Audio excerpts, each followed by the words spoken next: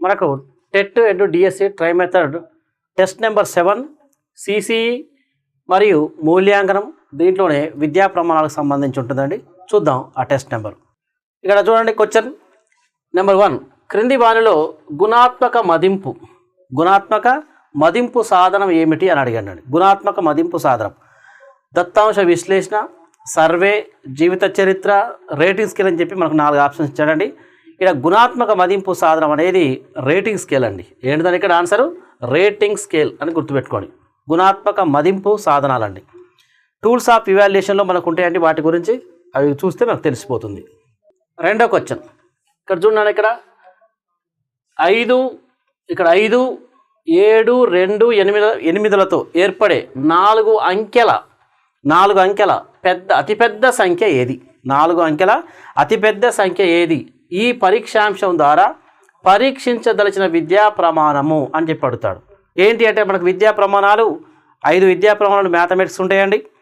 ఏంటి అవి? మ్యాథమెటిక్స్ అంటే సమస్య సాధన, problem solving, reasoning and proof ఉంటుంది, కమ్యూనికేషన్ ఉంటుందండి, కనెక్షన్ ఉంటుంది, రిప్రజెంటేషన్ అండ్ విజువలైజేషన్ ఉంటాయి. ఈ 5 విద్యా ప్రమాణాలు తెలుసుకుంటే దేనికి సంబంధించో తెలిసిపోతుందండి. ఇక్కడ ఇచ్చాడు reasoning and proof, communication, connection, representation and visualisation అండి. ఈ యొక్క క్వశ్చన్ విద్యా ప్రమాణానికి ఆన్సర్ ఏంటంటే రీజనింగ్ అండ్ ప్రూఫ్ అండి. కారణాలు చెప్పుట, నిరూపణ చేయుట. నెక్స్ట్ మనకున్నట్టు బెట్టు ప్రక్షేపక సాంకేతిక నికషక ఉదాహరణ అని ఇచ్చాడండి. The Bell adjustment inventory, Minnesota multiphasic personality inventory, సహజ సామర్థ్య యాంత్రిక నికష, కథాపూరణ నికష అని ఇచ్చాడండి. ఇక్కడ ఈ 4 ఆన్సర్ ఏంటంటే స్టోరీ కంప్లీషన్ టెస్ట్ అండి, కథాపూరణ నికష అండి దీనికి ఉదాహరణ. నెక్స్ట్ క్వశ్చన్ చూడండి. ఇక్కడ 2:5:6:2 అని ఇలా ఇచ్చాడండి. ఈ రకపు ప్రశ్నలు ఇలా పిలువబడతాయి అని ఇచ్చాడు. వర్గీకరణ ప్రశ్నలు, జతపరచు ప్రశ్నలు, సాదృశ్య ప్రశ్నలు, కాలుల పూరించే ప్రశ్నలు ఇచ్చాడండి. ఈ రకమైనటువంటి ప్రశ్నలు చూడండి. ఇక్కడ 2:56:2 అని చెప్పి ఇచ్చాడు. ఇవేంటంటే అనాలజీ అండి, సాదృశ్య ప్రశ్న అండి. ఈ ఆన్సర్ దీనికి ఇవి అండి, ఇలా ఇచ్చి అడుగుతుంటాడు. ఇవి సాదృశ్య ప్రశ్నలు. నెక్స్ట్ క్వశ్చన్, ఈ క్రింది వాటిలో ఒకటి నిష్పాదన నికష అని ఇచ్చాడండి. ఏంటి ఆ నిష్పాదన నికష అంటే? ఒకటి చెక్ లిస్ట్, 2 రేటింగ్ స్కేలు, ప్రయోగ నికష, సాంఘిక మితి అని ఇచ్చాడండి. ఇక్కడ నిష్పాదన నికష అంటే ఏంటంటే ఇక్కడ ప్రాక్టికల్ టెస్ట్ అండి, ప్రయోగ నికష. దీనికి ఆన్సర్ ఏంటండి? ప్రయోగ నికష. నెక్స్ట్ క్వశ్చన్ చూడండి. ఇక్కడ ఈ క్రింది వానిలో విద్యా విషయక పరీక్షలకు చెందినది ఏమిటని చెప్పి అడిగాడండి. ఇక్కడ ఒకటి ప్రజ్ఞా పరీక్ష, మూర్తిమత్వ పరీక్ష, ఉపాధ్యాయ నిర్మిత నికష, సహజ సామర్థ్య పరీక్ష అండి. మరి ఏంటి ఇక్కడ విద్యా విషయక పరీక్షకు చెందిందంటే ఉపాధ్యాయ టీచర్ మేడ్ టెస్ట్ అండి, ఉపాధ్యాయ నిర్మిత పరీక్ష. ఇది ఆన్సర్ అండి దీనికి. నెక్స్ట్ మనకు ఉన్నటువంటి క్వశ్చన్ చూద్దామండి. ఇక్కడ ఏంటంటే నిర్మాణాత్మక మదింపు అంటే ఫార్మేటివ్ అసెస్మెంట్ అండి. ఈ యొక్క నిర్మాణాత్మక మదింపులో పోర్ట్ఫోలియో అండి. ఇదేంటంటే పోర్ట్ఫోలియో అనున్నది ఈ క్రింది సాధనను పరీక్షించుటకు ఒక అంశంగా పరిగణలోకి తీసుకుంటారని ఇచ్చాడు. పోర్ట్ఫోలియోలో ఏముంటాయి? పోర్ట్ఫోలియో అంటే పిల్లల భాగస్వామ్యం, ప్రతిస్పందనల, రాత పనులలో ఉంటుందా, లఘు పరీక్షణ, ప్రాజెక్టు పని అని చెప్పి ఇచ్చాడు. 4 ఆప్షన్లు. పోర్ట్ఫోలియో అనే అంశం ఎక్కడ ఉంటుందంటే రాత పనులలో ఉంటుందండి. దేంట్లో ఉంటుంది? ఇక్కడ రాత పనులు ఉంటుంది. ఇది ఆన్సర్ అండి. రెండోది దీనికి ఆన్సర్. ఓకేనండి. నెక్స్ట్ మనకు ఉన్నటువంటి 8వ క్వశ్చన్ చూద్దాం. ఇక్కడ బోధనలో విద్యార్థి సాధనాభివృద్ధిని తెలుసుకొనుటకు ఉపయోగపడే మూల్యాంకనం అండి. ఏమన్నాడు ఇక్కడ? బోధన జరుగుతున్నప్పుడు చేసేటటువంటి మూల్యాంకనం అని అర్థం. ఇక్కడ స్థాన నిర్దేశిత, సంకలన మూల్యాంకనం, లోప నిర్ధారణ మూల్యాంకనం, రూపణాత్మక మూల్యాంకనం అంటే ఫార్మేటివ్ ఇవాల్యుయేషన్ చెప్పి ఇలా 4 ఇచ్చాండి. బోధన జరుగుతున్నప్పుడు చేసే మూల్యాంకనం ఏంటంటే ఫార్మేటివ్ ఇవాల్యుయేషన్ అండి. దాని యొక్క ఆన్సర్ మాత్రం 4, 4 ఇదండి. నెక్స్ట్ క్వశ్చన్ అండి. ఇక్కడ చూడండి ఒకసారి. ఇక్కడ 17, 32, 23, 19, 62, 37 సంఖ్యలను ఆరోహణ క్రమంలో రాయండి. ఈ పరీక్షాంశం ద్వారా పరీక్షించదలసిన విద్యా ప్రమాణం ఏమిటి అని చెప్పి అన్నాడండి. ఏంటి అక్కడ? వరుస క్రమంలో ఆరోహణ క్రమంలో రాయండి. ఆరోహణ క్రమం అనేది ఏంటంటే ఇక్కడ చూడండి ఒకసారి. కారణాలు చెప్పడం, నిరూపణ చేయడం, రెండోది వ్యక్తపరచడం, మూడవది అనుసంధానం, నాలుగవది ప్రాతినిధ్యపరచడం, దృశ్యీకరణ అని చెప్పి అన్నాడండి. ఇక్కడ ఆరోహణ క్రమం అనేది ఏంటంటే ఇక్కడ రీజనింగ్ అండ్ ప్రూఫ్ అండి. రీజనింగ్ అండ్ ప్రూఫ్ నిరూపణలు చేయడం అని అర్థం గుర్తుపెట్టుకోండి ఇక్కడ. Okay right. 3 × 4 = 12ను సంఖ్యారేఖపై సూచించండి అనే విద్యా ప్రమాణం దేనికి సంబంధించినది అని చెప్పి అడిగాడండి. 3 × 4 = 12 అనేది సంఖ్యారేఖపై సూచించండి అని ఇచ్చాడు. మరి ఏ విద్యా ప్రమాణం అంటే ఒకటి రీజనింగ్ అండ్ ప్రూఫ్, వ్యక్తపరచడం కమ్యూనికేషన్, కనెక్షన్ అండ్ ప్రాతినిధ్యపరచుట దృశ్యీకరణ ఇచ్చాడండి. ఇక్కడ ఆన్సర్ ఏంటంటే రిప్రజెంటేషన్ అండ్ విజువలైజేషన్, ఇది 4వది ఆన్సర్ అండి దీనికి. నెక్స్ట్ ఇక్కడ చూడమ్మా, ఇక్కడ 7253ను అక్షరాలలో రాయండి అను పరీక్షాంశం ద్వారా పరీక్షించదలిచిన విద్యా ప్రమాణము అని అడిగాడండి. ఏంటి అంటే ఒకటి కారణాలు చొప్పున నిరూపణ చేయడం, వ్యక్తపరచడం, అనుసంధానం, ప్రాతినిధ్యపరచడం, నెక్స్ట్ దృశ్యీకరణ ఇచ్చాడండి. ఇలా రాయండి, అక్షరాల్లో రాయండి అంటే మాత్రం అర్థం ఏంటంటే కమ్యూనికేషన్ అండి. ఏంటి ఇక్కడ కమ్యూనికేషన్ అంటే వ్యక్తపరచడం, ఏంటంటే ఇక్కడ వ్యక్తపరచడం అని అర్థం. నెక్స్ట్ క్వశ్చన్ చూడండి, ఇక్కడ ప్రతి విద్యార్థి ఒక తరగతి లేదా ఒక విద్యా స్థాయికి సంపూర్ణంగా సాధించాల్సినవి అని ఇచ్చాడండి. ప్రతి విద్యార్థి ఒక తరగతిలో లేదా ఒక విద్యాస్థాయికి సంపూర్ణంగా సాధించాల్సినవి అని అన్నాడు. ఏంటి సాధించాల్సినవి సంపూర్ణంగా అంటే విద్యా ప్రమాణాల, కనీస అభ్యసన స్థాయిల, జ్ఞానమ, అవగాహన. అంటే ఇక్కడ ఒక విద్యార్థి సంపూర్ణంగా సాధించాల్సినవి ఏంటంటే కనీస మినిమం లెవెల్ ఆఫ్ లెర్నింగ్ అండి, కనీస అభ్యసన స్థాయిలు.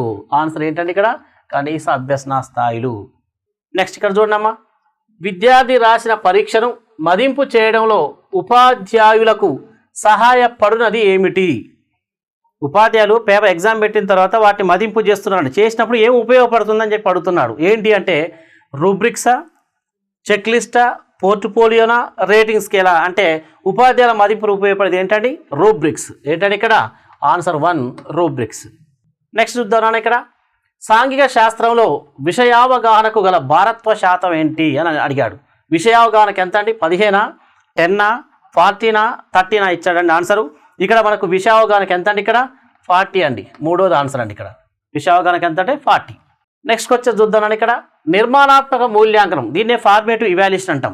నిర్మాణాత్మక మూల్యాంకనంలో ప్రాజెక్టు పనులు కేటాయించిన మార్కులు ఏంటి అంటే మనకు ఫార్మేటివ్ అసెస్మెంట్లో మొత్తం మనకు విద్యా ప్రమాణం ఉన్నటువంటి సాధనాలు, మూల్యాంకన సాధనాలు ఉన్నాయండి. ఒకటి పిల్లల భాగస్వామ్య ప్రతిస్పందనలు, రాత అంశాలు, ప్రాజెక్టు పనులు, లఘు పరీక్ష అని చెప్పి 4 సాధనాలు ఉంటాయి. ఆ ప్రాజెక్టు పనులకు ఎంత కేటాయించాడంటే 10, 15, 5 మార్క్సా, 20 మార్క్స్ అంటే ఇక్కడ 10 మార్క్స్ అండి కేటాయించింది. ఎంత అండి? 10 మార్కులు. నెక్స్ట్ చూద్దామని, ఇక్కడ దీర్ఘచతురస్రంని L/B తో సూచిస్తే చతురస్రం దేంతో సూచిస్తారు అనేటటువంటి రకమైనటువంటి ప్రశ్న అండి. దీర్ఘచతురస్రం L/B అయితే చతురస్రం ఇది ఈ రకమైన ప్రశ్నకు చెందింది. అంటే ఇక్కడ వరి అనేది ఏకవార్షికం అయితే చిక్కుడు గింజ అనేది దేంది అని ఏంటి అని చెప్పి క్వశ్చన్ మార్క్ ఇస్తారండి. అదేవిధంగా దీర్ఘచతురస్రాన్ని L/B తో చూపిస్తే మరి చతురస్రం దేనితోటి అని చెప్పి అన్నాడు. అంటే ఏంటంటే ఇక్కడ సంసర్గమా, సాదృశ్యమా, వర్గీకరణ రూపమా, మాస్టర్ లిస్ట్ రూపం అని అడిగాడండి. సాదృశ్య రూపం దీని యొక్క ఆన్సర్ అండి. ఏంటంటే ఇక్కడ సాదృశ్య రూపము. నెక్స్ట్ క్వశ్చన్ అండి, పిల్లలు రాసిన కథలు, గేయాలు, చిత్రాలు మరియు ఉత్తరాలు ఉన్న దస్త్రాన్ని ఇలా పిలుస్తారు. ఏంటి? పోర్ట్ఫోలియోనా, డైరీనా, సంఘటన రచన రికార్డా, కేస్ స్టడీ అని ఇచ్చాడండి. పిల్లలు రాసినటువంటి చిత్రాలు కావచ్చు, కథలు కావచ్చు, వారు చేసిన డ్రాయింగ్ కావచ్చు, వారు చేసిన విభిన్నమైన ఆలోచనలు కావచ్చు, అన్నిటినీ సంకలనం చేసి భద్రపరిచేదే ఇక్కడ ఏంటంటే పోర్ట్ఫోలియో. ఏంటండి? పోర్ట్ఫోలియో. ఆన్సర్ ఏంటంటే ఇక్కడ పోర్ట్ఫోలియో. నెక్స్ట్ క్వశ్చన్ అండి, ఇక్కడ ఏమి ఇచ్చాడంటే ఇక్కడ విద్యా లక్ష్యాలను ఎంతవరకు సాధించడం జరిగిందో తెలుసుకునే విధానమే మూల్యాంకనము. విద్యా లక్ష్యాలు ఎంతవరకు సాధించడం జరిగిందో తెలుసుకునే విధానమే మూల్యాంకనము అని ఎవరన్నారంటే బెల్లార్డా, ఎన్సీఆర్టీ, రాల్ఫ్ టైలరా, బెంజమిన్ బ్లూమ్సా అని చెప్పి ఇచ్చాడండి. ఎవరంటే రాల్ఫ్ టైలర్ అండి దీని ఆన్సర్. ఏంటంటే ఇక్కడ రాల్ఫ్ టైలర్. నెక్స్ట్ క్వశ్చన్ చూడండి, ఇక్కడ ప్రస్తుతం జరుగుతున్న బోధనాభ్యసన ప్రక్రియలతో సంబంధం లేని మూల్యాంకనం. బోధనాభ్యసన ప్రక్రియతో సంబంధమే లేని మూల్యాంకనం ఏమిటి అని చెప్పి అడిగాడండి. యూనిట్ టెస్ట్లా, సంగ్రహాత్మక మదింప, నిర్మాణాత్మక మదింప, స్లిప్ టెస్టా? ఏమన్నాడు క్వశ్చన్ చూడండి ఒకసారి. బోధనాభ్యసన ప్రక్రియలతో సంబంధం లేనిదన్నాడు. దీంట్లో బోధనాభ్యసన ప్రక్రియ జరుగుతున్నప్పుడు చేసే మూల్యాంకనం ఏంటి అంటే రూపణ మూల్యాంకనం, ఆ రూపణ మూల్యాంకనాలు ఏమిటండి? యూనిట్ టెస్టులు ఉంటాయి, మనం చేస్తాం. జరుగుతున్నప్పుడు స్లిప్ టెస్టులు ఏర్పాటు చేస్తాం. ఇవన్నీ కూడా దేంట్లో అంటే ఈ నిర్మాణాత్మక మదింపులో ఉంటాయి. చివరికి ఏమీ లేకుండా బోధనాభ్యసన ప్రక్రియతో సంబంధం లేకుండా పెట్టేటటువంటి మూల్యాంకనం ఏంటంటే సమ్మేటివ్ అసెస్మెంట్ అండి. ఇది రెండో ఆన్సరు, సంగ్రహణాత్మక మదింపు దీనికి ఆన్సర్. నెక్స్ట్, క్రింది వారిలో సాధనా నికష. సాధనా నికష ఏంటి చూడండి ఒకసారి. Achievement test among the following అని ఇచ్చాడు. ఏంటి? రేటింగ్ స్కేలా, ప్రజ్ఞా పరీక్ష, ప్రశ్నావళ, చెక్ లిస్ట్ ఇచ్చాడండి. సాధనా నికష ఏముంటుందండి? ఇంటెలిజెంట్ టెస్ట్, ప్రజ్ఞా పరీక్ష. ఓకే, మనకున్న నెక్స్ట్ ఉన్నటువంటి క్వశ్చన్ ఏంటంటే నేను ఇక్కడ బోధనాభ్యసన ప్రక్రియ జరుగుతున్న సందర్భంలో బోధకుని బోధనా సామర్థ్యాన్ని పెంపొందించుకోవడానికి పిల్లల భావన, అవగాహనను, సాధనను నిరంతరంగా మదింపు చేయడానికి తోడ్పడేది ఏమిటి అని ఇచ్చాడు ఇక్కడ. ఏమిచ్చాడు ఇక్కడ? సంగ్రహాత్మక మదింపు, విషయ సాధన పరీక్ష, లోప నిర్ధారణ పరీక్ష, నిర్మాణాత్మక మదింపు అని చెప్పి 4 ఆప్షన్లు ఇవ్వడం జరిగింది. ఇక్కడ క్వశ్చన్ ఏంటి? బోధనాభ్యసన ప్రక్రియ జరుగుతున్నప్పుడు చేసేటటువంటి మూల్యాంకనం. బోధనాభ్యసన ప్రక్రియ జరుగుతున్న సందర్భంలో బోధకుని బోధనా సామర్థ్యాన్ని పెంపొందించుకోవడానికి పిల్లల భావన, అవగాహనను లేదా సాధనను నిరంతరం మదింపు చేయడానికి తోడ్పడేది ఏమిటంటే జరుగుతున్నప్పుడు. కాబట్టి ఇక్కడ ఏంటి? ఇక్కడ ఫార్మేటివ్ అసెస్మెంట్ అంటే ఇక్కడ నిర్మాణాత్మక మదింపు అనేది దీనికి సంబంధించినటువంటి ఆన్సర్. నెక్స్ట్ క్వశ్చన్, పిల్లల యొక్క ప్రతి పిల్లవాని బలాలు, బలహీనతలు గుర్తించి వాటి గల కారణాలను తెలుసుకోవడానికి ఉపయోగపడే పరీక్షలు ఏమిటి అండు. అంటే విద్యార్థి యొక్క బలాలు, బలహీనతలు అంటే లోపాలు అని అర్థం. అంటే ఇక్కడ విద్యార్థి యొక్క లోపాలు తెలుసుకోవడానికి ఏ మూల్యాంకనం ఉపయోగిస్తామని చెప్పి క్వశ్చన్ ఇవ్వడం జరిగింది. సాధనా పరీక్షల, లఘు పరీక్షల, లోప నిర్ధారణ పరీక్షల, సంకలన పరీక్షలను అడగండి. ఇక్కడ ఆన్సర్ ఏంటంటే నేను ఇక్కడ లోప నిర్ధారణకు సంబంధించినటువంటి పరీక్షలు, డయాగ్నోస్టిక్ టెస్ట్ అండి. ఏంటి ఇక్కడ? డయాగ్నోస్టిక్ టెస్ట్, ఇది ఆన్సరు. Okay, next question. ఇక్కడ ఏ వృత్తికి చెందిన వ్యక్తి అయినా గణితాన్ని ఏదో విధంగా నిత్య జీవితంలో ఉపయోగించుకుంటాడు. ఈ ప్రవచనం క్రింది ఏ విలువకు సంబంధించింది? అంటే నిత్య జీవితంలో గణితాన్ని ఎప్పుడు ఒకటి ఉపయోగించుకుంటూనే ఉన్నారు కాబట్టి అది ఏ విలువకు సంబంధించినది అని చెప్పి అడిగాడు. ఏంటంటే కల్చరల్ వాల్యూనా, యూటిలిటేరియన్ వాల్యూనా, నెక్స్ట్ డిసిప్లినరీ వాల్యూనా, ప్రిపరేటరీ వాల్యూ అని చెప్పి అడిగాడు. అంటే ఇక్కడ విలువ ఏంటంటే యూటిలిటేరియన్ వాల్యూ అని ఆన్సర్. ఏంటి? ప్రయోగ విలువ అని గుర్తుపెట్టుకోండి. నెక్స్ట్ మనకు ఇక్కడ చూడమ్మా 24th క్వశ్చన్. ఇది జ్ఞానాత్మక రంగానికి చెందినది కాదు అని ఇచ్చాడు. జ్ఞానము, అవగాహన, వైఖరి, వినియోగం. ఇక్కడ జ్ఞానాత్మక రంగానికి చెందినది కాదంటే ఏంటంటే ఇక్కడ వైఖరి అండి. ఇక్కడ ఏంది? జ్ఞానము, అవగాహన, వినియోగం ఇచ్చాడండి, అది కాదు. ఇది యాటిట్యూడ్, వైఖరి జ్ఞానాత్మక రంగానికి చెందినది కాదు. లాస్ట్ క్వశ్చన్ చూడమ్మా, ఇక్కడ ఏముంది? విద్యార్థులు స్వేచ్ఛాయుత సమాధానాలు ఇవ్వడానికి అవకాశం ఉండి తన సృజనాత్మక శక్తిని ఎక్కువగా ప్రదర్శించడానికి అవకాశం ఉన్న ప్రశ్నలు. క్రియేటివిటీ అంటే ఎక్కువ విభిన్నమైన ఆలోచనలతో స్వేచ్ఛగా ఇచ్చేటటువంటి పరీక్షలు ఏమిటి అని చెప్పి అడుగుతున్నాడు ఇక్కడ. విషయనిష్ట పరీక్షల, ఆబ్జెక్టివ్ టైప్ క్వశ్చన్సా, ఫిల్ ఇన్ ద బ్లాంక్స్ అంటే ఖాళీలో పూరించండా, నెక్స్ట్ ట్రూ ఆర్ ఫాల్స్ అసత్యం సత్యం వంటి ప్రశ్నల, లేకపోతే వ్యాసరూప ఎస్ఏ టైప్ ప్రశ్నలు అని చెప్పి అడిగాడు. దీనికి ఆన్సర్ ఏంటంటే నాన్న స్వేచ్ఛాయుత సమాధానాలు ఇవ్వడానికి ఉపయోగపడేటువంటి ప్రశ్నలు ఏంటంటే ఎస్ఏ టైప్ క్వశ్చన్స్, వ్యాసరూప ప్రశ్నలు. ఓకే, థ్యాంక్ యూ అండి, థ్యాంక్ యూ.